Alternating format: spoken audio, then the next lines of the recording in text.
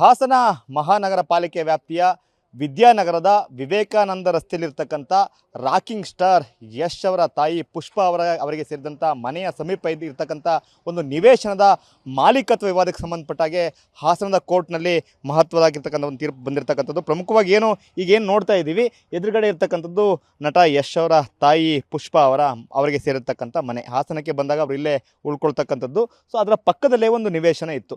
ಈ ನಿವೇಶನವನ್ನು ಪುಷ್ಪ ಅವರು ನಾನು 6 ವರ್ಷಗಳ ಹಿಂದೆ ಖರೀದಿಯನ್ನು ಮಾಡಿದ್ದೀನಿ ಗಿರೀಶ್ ಅಂತಕ್ಕಂಥ ವ್ಯಕ್ತಿನ ಅಂತೇಳಿ ಹೇಳ್ಕೊಳ್ತಾರೆ. ಆದರೆ ಈ ನಿವೇಶನ ತಮಗೆ ಸೇರಿದ್ದು ಅಂತೇಳಿ ಇದರ ಮೂಲ ಮಾಲೀಕರು ಲಕ್ಷ್ಮಮ್ಮ ಅವರ GPA ಹೋಲ್ಡರು ದೇವರಾಜ್ ಅವರು ಏನು ಈ ಹಾಸನದ JMFC ಕೋರ್ಟ್ನಲ್ಲಿ ಕೇಸನ್ನು ದಾಖಲು ಮಾಡಿದ್ರು. ತಮಗೆ ಸೇರಿರ್ತಕ್ಕಂಥ ಈ ಒಂದು ನಿವೇಶನವನ್ನು ಪುಷ್ಪ ಅವರು ಒತ್ತುವರಿ ಮಾಡಿಕೊಂಡಿರ್ತಕ್ಕಂಥ ಅಲಿಗೇಷನನ್ನು ದೇವರಾಜ್ ಅವರು ಮಾಡಿದರು.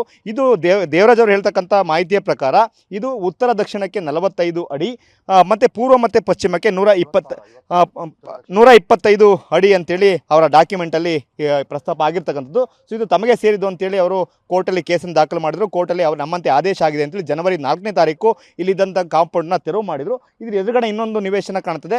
ಅದು ನಟರಾಜ್ ಅಂತಕ್ಕಂಥ ವ್ಯಕ್ತಿ ಅದರಲ್ಲಿ ಒಂದು ಶೆಡ್ಡನ್ನು ನಿರ್ಮಾಣ ಮಾಡ್ಕೊಂಡು ಒಂದು ಗೋಡನನ್ನು ಮಾಡ್ಕೊಂಡಿದ್ರು. ಅವರು ಕೂಡ ಒಂದು ಕೇಸನ್ನು ದಾಖಲು ಮಾಡಿದ್ದಾರೆ. ಸೊ ಈ ಒಂದು ಪ್ರತ್ಯೇಕ ಪ್ರಕರಣಗಳಲ್ಲಿ ಒಂದು ಕಡೆ ನಟರಾಜ್ ಅವರು, ಮತ್ತೊಂದು ಕಡೆ ಪುಷ್ಪ ಅವರು ಇಬ್ಬರು ಕೂಡ ಹಾಸನದ 4ನೇ JMFC ಕೋರ್ಟ್ನಲ್ಲಿ ದೇವರಾಜ್ ಅವ್ರ ವಿರುದ್ಧ ಕೇಸನ್ನು ದಾಖಲು ಮಾಡಿ, ಸೊ ದೇವರಾಜ್ ಅವರು ತಮ್ಮ ಸ್ವತ್ತಿನ ನಿವೇಶನಕ್ಕೆ ಬರದಾಗೆ ನಿರ್ಬಂಧಕಾಜ್ಞೆಯನ್ನು ಕೊಡಬೇಕು ಅಂತೇಳಿ ದಾವೆಯನ್ನು ದಾಖಲು ಮಾಡಿದರು. ಜೊತೆಗೆ ಅವರಿಗೆ ಈ ಒಂದು ದೇವರಾಜ್ ಅವರಿಗೆ ಈ ಒಂದು ಪ್ರಕರಣದಲ್ಲಿ ನೋಟಿಸ್ ಕೊಡುವ ಮೊದಲೇ ತಮಗೆ ನಿರ್ಬಂಧಕಾಜ್ಞೆಯನ್ನು ಕೊಡಬೇಕು ಅಂತಕ್ಕಂಥ ಮತ್ತೊಂದು ಅರ್ಜಿಯನ್ನು ಕೂಡ ಹಾಕಿದರು. ಆದರೆ ಕೋರ್ಟ್ ಪುಷ್ಪ ಅವರು ಮತ್ತು ನಟರಾಜ್ ಅವರ ಅರ್ಜಿಯನ್ನು ಪುರಸ್ಕಾರ ಮಾಡಿಲ್ಲ. ಬದಲಾಗಿ ಈ ಒಂದು ಪ್ರಕರಣಕ್ಕೆ ಸಂಬಂಧಪಟ್ಟ ಹಾಗೆ ಈ ಒಂದು ಪ್ರಕರಣದ ಪ್ರತಿವಾದಿಯಾಗಿರ್ತಕ್ಕಂಥ ದೇವರಾಜ್ ಅವರಿಗೆ ನೋಟಿಸನ್ನು ಕೊಡಲಿಕ್ಕೆ ಕೋರ್ಟಿಗೆ ಆದೇಶವನ್ನು ಮಾಡಿದೆ. ಜನವರಿ 31ನೇ ತಾರೀಕು ವಿಚಾರಣೆಯನ್ನು ಮುಂದೂಡಲಾಗಿದೆ. ಈ ಒಂದು ಆದೇಶವನ್ನು ನೋಡಿದ್ರೆ ಎಲ್ಲೋ ಒಂದು ಕಡೆ ಪುಷ್ಪ ಅವರಿಗೆ ಹಿನ್ನಡೆ ಆಗಿದೆ ಅಂತಲೇ ಹೇಳ್ಬೋದಾಗುತ್ತೆ. ಸೊ ಇದ್ರ ಬಗ್ಗೆ ಮಾತಾಡಲಿಕ್ಕೆ ಈ ಒಂದು ನಿವೇಶನದ ಮಾಲೀಕರು ಅಂತೇಳಿ ಹೇಳ್ಕೊಳ್ತಿರ್ತಕ್ಕಂಥ ದೇವರಾಜ್ ಅವರು, ಅಂದರೆ ಮೂಲ ಮಾಲೀಕರು ಲಕ್ಷ್ಮಮ್ಮ ಇದ್ದಾರೆ, ಅವರ GPA ಹೋಲ್ಡರ್ ದೇವರಾಜ್ ಅವರು ನಮ್ಮ ಜೊತೆಗಿದ್ದಾರೆ. ಸರ್ ಹೇಳಿ ಸರ್, ಈಗ ನಿನ್ನೆ ಹಾಸನದ 4ನೇ JMFC ಕೋರ್ಟ್ನಲ್ಲಿ ಒಂದು ಆದೇಶ ಬಂದಿದೆ. ಅದೇನಂತಂದರೆ ಅವರಿಗೆ ಶಾಶ್ವತ ನಿರ್ಬಂಧಕಾಜ್ಞೆ ಕೊಡಲಿಕ್ಕೆ ಕೋರ್ಟ್ ನಿರಾಕರಣೆ ಮಾಡಿದೆ ಮತ್ತು ನಿಮಗೆ ನೋಟಿಸನ್ನು ಕೊಡಲಿಕ್ಕೆ ಆದೇಶನ ಮಾಡಿದೆ. ನಿಮಗೆ ಈ ಪ್ರಾಪರ್ಟಿ ಹೇಗೆ ಬಂತು ಸರ್? ನಮಗೆ ಈ ಪ್ರಾಪರ್ಟಿ 1965ನೇ ಇಸ್ವಿನಲ್ಲಿ ಕರಿಗೌಡ ಸಿದ್ದೇಗೌಡರಿಂದ ಮೂಲ ಖಾತೆದಾರರು ಅವ್ರದ್ದು 10 ಗುಂಟೆ ಜಾಗವನ್ನು 2 ಭಾಗವಾಗಿ ಮಾರಾಟ ಮಾಡ್ತಾರೆ.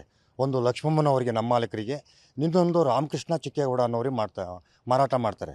ರಾಮಕೃಷ್ಣ ಚಿಕ್ಕೇಗೌಡ ಏನು ಮಾಡ್ತಾರೆ ಅಂತ ಅಂದರೆ, ಅವರು ಈ ರಾಮಕೃಷ್ಣ ಮಗ ತನ್ನ ತಂದೆಗೆ ಅದನ್ನು 77-78ರಲ್ಲಿ ಡಬಲ್ ಆಗಿ 5 ಗುಂಟೆಯನ್ನು 10 ಗುಂಟೆಗಿಂತ ಹೆಚ್ಚು 15 ಗುಂಟೆ ಲೆಕ್ಕಾಚಾರದಲ್ಲಿ ಅವನು ಬೋಗಸ್ ವಿಸ್ತೀರ್ಣ ಮಾಡಿ ಕ್ರಯ ಮಾಡ್ತಾನೆ. ತನ್ನ ತಂದೆಗೆ ಕ್ರಯ ಮಾಡ್ತಾನೆ. ಅಲ್ಲಿಂದ ಚಿಕ್ಕೇಗೌಡ, ರುದ್ರೇಗೌಡ, ಹಿರೇಗೌಡ ಹೀಗೆ ಒಂದು 3 ಜನಕ್ಕೆ ಫಾಲ್ಟ್ ಮಾಡ್ತಾರೆ. ಈ ರಾಮಕೃಷ್ಣಗೆ ಹೋಗಿರ್ತಕ್ಕಂಥ ಜಾಗ ಈ ಎದುರುಗಡೆ ಇದೆಯಲ್ಲ, ಈ ಎದುರುಗಡೆ ಇರ್ತಕ್ಕಂಥ ಜಾಗಗಳು ಇದು ರಾಮಕೃಷ್ಣಗೆ ಹೋಗಿರ್ತಕ್ಕಂಥ ಜಾಗ. ಇವರು ನನ್ನನ್ನು ಪಾಲ್ಟಿ ಮಾಡ್ತಾರೋ ಹೊರತು ಯಾರು ಈ ನಟರಾಜು ಮತ್ತು ಅಲ್ಲಿಂದ ಪುಷ್ಪ ಅವರು ನಮ್ಮ ಮೂಲ ಮಾಲೀಕರನ್ನ ಪಾಲ್ಟಿ ಮಾಡೋದೇ ಇಲ್ಲ. ಇವರು ಲಕ್ಷ್ಮಮ್ಮನವ್ರು ಪಾಲ್ಟಿ ಮಾಡೋದೇ ಇಲ್ಲ. ಲಕ್ಷ್ಮಮ್ಮನವ್ರು ಪಾಲ್ಟಿ ಮಾಡಿ ಮತ್ತೆ ನನ್ನನ್ನು ಪಾಲ್ಟಿ ಮಾಡ್ಬೇಕು. ಇವರು GP ಹೋಲ್ಡ್ರನ್ನ ಲಕ್ಷ್ಮಮ್ಮನ ತರೋದೇ ಇಲ್ಲ. ಯಾಕೆ? ಲಕ್ಷ್ಮಮ್ಮನ ಪಾಲ್ಟಿ ಮಾಡಿದರೆ ಸತ್ಯ ಗೊತ್ತಾಗುತ್ತಲ್ಲ. ಇವ್ರಿಗೆ ಈಗಲೇ ಸತ್ಯ ಗೊತ್ತಾಗಿದೆ ಏನು ಅನ್ನೋದು. ಇದರಿಂದಲೇ ಘನ ನ್ಯಾಯಾಲಯದಲ್ಲಿ ನಮಗೆ ಏನು 65ರಿಂದ ಏನು ಡಾಕ್ಯುಮೆಂಟ್ ಇತ್ತು, ಆ ಡಾಕ್ಯುಮೆಂಟ್ ಪ್ರಕಾರವಾಗಿ ನಾವೇನು ಕೊಟ್ಟಿದ್ವಿ ಅದ್ರ ಪ್ರಕಾರವಾಗಿ ನಮಗೆ ಆದೇಶ ಇತ್ತು. ಕೋರ್ಟ್ ಆದೇಶ ಇದ್ದರೂ ಕೂಡ ಇವರು ನೋಡಿ, ಆ ನಟರಾಜ್ ಅನ್ನೋರು ಒಬ್ಬ ಉನ್ನತ ಹುದ್ದೆಯಲ್ಲಿರ್ತಕ್ಕಂಥ ವ್ಯಕ್ತಿ.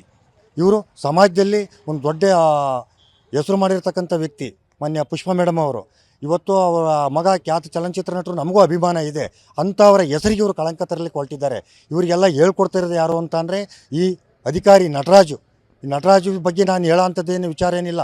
ಆಗಲೇ ಕೆಲವು ಎಲ್ಲ ಸರ್ಕಾರದ ಮಟ್ಟದಲ್ಲಿರ್ಬೋದು, ಲೋಕಾಯುಕ್ತ ಮಟ್ಟದಲ್ಲಿರ್ಬೋದು, ಅವ್ರ ಬಗ್ಗೆ ಏನಿದೆ ಅದು ನಿಮಗೂ ಗೊತ್ತಿದೆ. ನಿಮಗೆ ಡಾಕ್ಯುಮೆಂಟು ನಾವು ಕೊಟ್ಟಿದ್ದೀವಿ. ಈ ಥರ ಇದೆ. ಈಗ ಇಷ್ಟಿದ್ರೂ ಕೂಡ ಮತ್ತೆ ಬಂದು ಬೋಲ್ಡ್ ಹಾಕಿದ್ದಾರೆ. ನೋಡಿ, ಕಾನೂನನ್ನ ಯಾವ ರೀತಿ ಉಲ್ಲಂಘನೆ ಮಾಡ್ತಾ ಇದ್ದಾರೆ ಇವರು ಅನ್ನೋದನ್ನು. ರಾತ್ರಿ ನಿನ್ನೆ ದಿವಸ ಇವರು FIR ಕಾಪಿನ ಕೋರ್ಟಿಗೆ ಕೊಟ್ಟಿದ್ದಾರೆ. ನಮ್ಮ ವಕೀಲರು ಹೇಳಿದರು ನನಗೆ. ಅದರಲ್ಲಿ ರಾತ್ರಿ 11:15ನಲ್ಲಿ ನಾನು ಮತ್ತು ನಮ್ಮ ಅಕ್ಕನ ಮಗ, ನನ್ನ ಸಂಬಂಧಿ ದಿಲೀಪು, ಇವರು ಎಲ್ಲ ಹೋಗಿ 11:15ರಲ್ಲಿ ಬಂದಿದ್ದರು ಕಳ್ತನ ಮಾಡೋಕ್ಕೆ ಅಂತ. 11:30 ರಾತ್ರಿಯಲ್ಲಿ ಎಲ್ಲಿ ಬಂದಿದ್ದಿಲ್ಲ. ಅಕ್ಕಪಕ್ಕ ಎಲ್ಲ ಮನೆಯಲ್ಲೂ CCTV ಇದೆ, ಅವ್ರ ಮೇಲೂ TV ಇದೆ.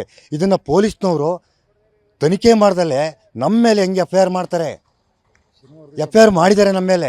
ನಮ್ಮ ಅರ್ಜಿಯನ್ನು ಪುರಸ್ಕರಿಸ್ತಾ ಇಲ್ಲ. ಇವತ್ತು ನಮಗೆ ಭಯದ ವಾತಾವರಣ ಸೃಷ್ಟಿ ಮಾಡಿದ್ದಾರೆ. ನಮ್ಮ ಸಂಬಂಧಿಕರಿರ್ಬೋದು, ನಮ್ಮ ಮಕ್ಕಳಿರ್ಬೋದು, ನನ್ನ ಹೆಂಡತಿ ಮಕ್ಕಳು ಎಲ್ಲರೂ ಕೂಡ ಹಿಂಗೆಲ್ಲ ಆಗ್ತಿದೆಯಲ್ಲ, ಮುಂದೇನು ಭಯದ ವಾತಾವರಣ ನಮಗೆ ಸೃಷ್ಟಿ ಆಗ್ತಾ ಇದೆ. ಇದಕ್ಕೆಲ್ಲ ನಮಗೆ ಆತನ ಜಿಲ್ಲಾ ವರಿಷ್ಠಾಧಿಕಾರಿಗಳು ಮತ್ತು ಸಂಬಂಧಪಟ್ಟಂಥ ಪೊಲೀಸ್ ಅಧಿಕಾರಿಗಳು, ಈ ಏರಿಯಾ ಲಿಮಿಟಿಗೆ ಬರ್ತಕ್ಕಂಥವ್ರು ನಮಗೆ ರಕ್ಷಣೆಯನ್ನು ಕೊಡಬೇಕು, ಸರ್ಕಲ್ ಇನ್ಸ್ಪೆಕ್ಟರ್ ಎಲ್ಲರೂ ರಕ್ಷಣೆಯನ್ನು ಕೊಡಬೇಕು.